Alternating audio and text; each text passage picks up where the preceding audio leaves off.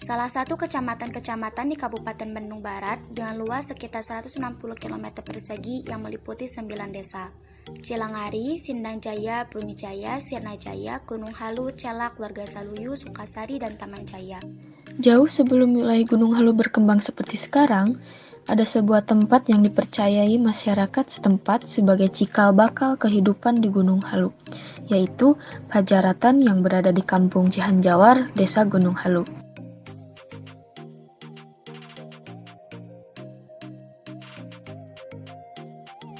Untuk mencapai kawasan Pajaratan, medan yang dilalui termasuk sulit karena jalannya kecil, menanjak, dan terjal. Kami memilih untuk berjalan kaki melewati rute yang dirasa paling aman. Ada puluhan anak tangga yang harus dilewati, lumayan membuat kaki goyah dan harus sedikit dipaksa agar terus melangkah. Namun lelah terobati manakala melihat pemandangan di sepanjang perjalanan yang begitu indah dan menyejukkan. Tumbuhan yang dominan ditemui selama perjalanan adalah bambu. Bambu yang memiliki nama latin Dendrocalamus esper termasuk tumbuhan dari famili Gramini atau rumput-rumputan. Bambu merupakan tumbuhan penghasil oksigen terbesar dibandingkan tumbuhan lainnya. Bambu akan melepas sebanyak 30% lebih banyak oksigen ke atmosfer bumi. Karena melepaskan lebih banyak oksigen, bambu juga menyerap lebih banyak karbon dioksida dari sekitarnya. Penyerapan karbon dioksida yang lebih banyak ini membuat bambu bisa mengurangi gas rumah kaca di atmosfer bumi dengan baik. Teman-teman, akhirnya sampai juga kita di Pajaratan. Pajaratan dalam bahasa Indonesia berarti makam atau kuburan. Pajaratan ini dikenal sebagai situs bersejarah bagi kalangan masyarakat luar ataupun dalam Gunung Halu. Kesan pertama yang terasa adalah suasana sepi dan agak mencekam. Selain karena tidak ada juru kunci yang memandu, mungkin karena pengaruh cerita dari mulut ke mulut kalau kawasan ini termasuk angker, karena dahulu sering dijadikan tempat pemujaan. Setelah memasuki pintu Pajaratan, yang tampak pertama kali adalah sebuah bangunan sederhana yang merupakan tempat istirahat kuncan atau mungkin pengunjung atau peziarah yang datang. Selain itu, tampak pula kumpulan batu-batu yang tersusun menyerupai makam. Tidak ada yang tahu pasti apakah benar-benar makam atau hanya sekedar petilasan atau tempat singgah yang kemudian diberi tanda menyerupai sebuah makam atau kuburan. Statusnya lamun upami anu kenalna iteun ke ieu mah janten penjarahan. Ieu mah sarosna mah duka muadekan alam mana duka iteungeun mana nya tos janten aya iteunkeun kitu gitu. Ngan sok pemeta meureun lamun teh mah nya isu pemeta nya katilasan meureun pemeta diren kitu lah nu saran. Selanjutnya, tampak sebuah batu besar yang dikelilingi pohon-pohon tinggi. Menurut Bapak Sahidin, tokoh masyarakat setempat, batu tersebut dinamakan Batu Padaringan atau Kaibuan. Patilasan salah satu pendahulu Gunung Halu yang bernama Nyai Gedug Sarimahi, Padaringan berarti gentong atau tempat penyimpanan beras. Pada zaman dahulu, di Padaringan inilah tempat penyimpanan padi dalam jumlah besar yang dikumpulkan dari penduduk setempat setelah pesta panen dilakukan.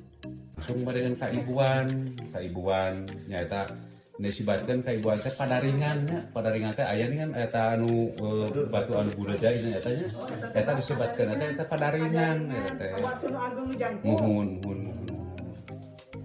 eta Nyimas Gedug Sarimahi eta gitu teh nya di nya kapungkur teh nya nami teh Nyimas Gedug Sarimahi. Juga terdapat susunan batu yang terhampar di bawah sebuah pohon ki hujan atau pohon trembesi yang memiliki bahasa Latin Samanea saman yang tumbuh menjulang tinggi dan diperkirakan sudah berusia puluhan tahun. Dahulu, di tempat inilah para tokoh masyarakat melakukan kumpulan atau musyawarah untuk menyelesaikan suatu masalah atau merencanakan suatu acara.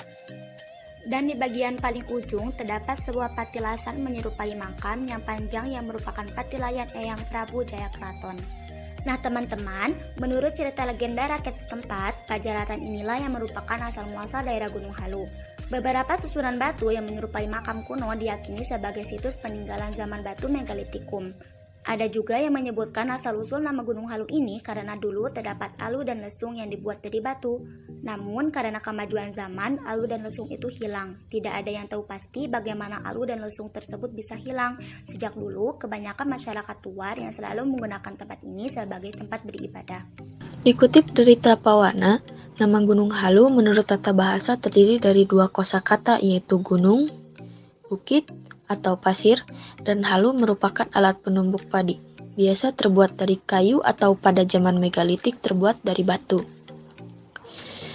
Nama Gunung Halu secara geologi dimungkinkan juga terkait adanya bentuk atau susunan batuan yang menyerupai tonggak, tiang, atau halu dengan posisi berdiri tegak yang membentuk suatu gunung atau merupakan bagian dari gunung, baik yang timbul di permukaan ataupun yang terpendam, yang dalam istilah geologi disebut columnar joint. Nama Gunung Halu dilihat dari ilmu arkeologi terkait adanya situs yang dimungkinkan adalah makam kuno seorang pengembara pada abad 16 yang terkenal dengan sebutan Bujangga Manik, yang merupakan salah satu putra mahkota kerajaan Pajajaran. Dia mengembara mengelilingi Pulau Jawa selama 2 kali. Terakhir, jika didasarkan pada ilmu etimologi, nama Gunung Halu yang terkait dengan keberadaan situs di Cihanjawar yang merupakan tempat menumbuk padi yang terdapat lisung dan halu yang terbuat dari batu, atau bisa juga nama Gunung Halu merupakan simbol atau siloka yang bagi orang Sunda pada zaman dahulu lazim dipergunakan, yang bertujuan untuk menempatkan nama tersebut menjadi lebih khusus. Yang secara khusus pula, arti dari tempat penumbukan padi tersebut juga dapat diartikan tempat penumbukan rasa, pikiran, ilmu, dan nilai-nilai ketuhanan.